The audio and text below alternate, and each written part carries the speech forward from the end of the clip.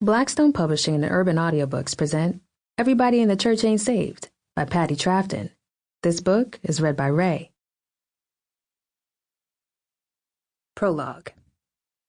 Steam rose from the plate Patrice Russell balanced in one hand, while she filled a glass with sweet tea with the other. Although she'd secretly nibbled on crackers and M&Ms whenever she thought Pastor Short wasn't looking, she was hungrier than a newborn baby past its feeding schedule.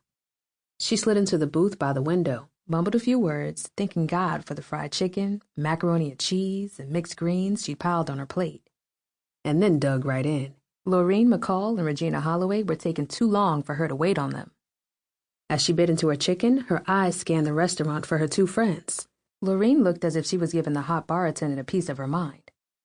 The way her head swiveled on her neck while Regina stood at the salad bar, her nose turned up at the food items offered. Minutes later, Lorene practically slammed her plate on the table, clearly irritated, and took a seat beside Patrice.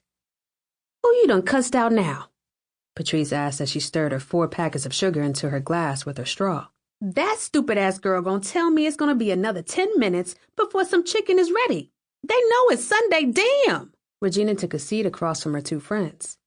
"We ain't been out of church for a hot 5 minutes, and there you go.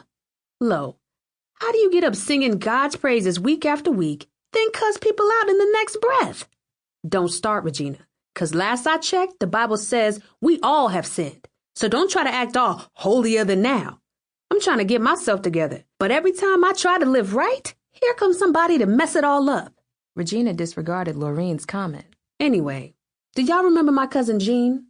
They both nodded. "Well, she started a community choir." "For real?" Patrice asked. "Yeah, they sound good too, child.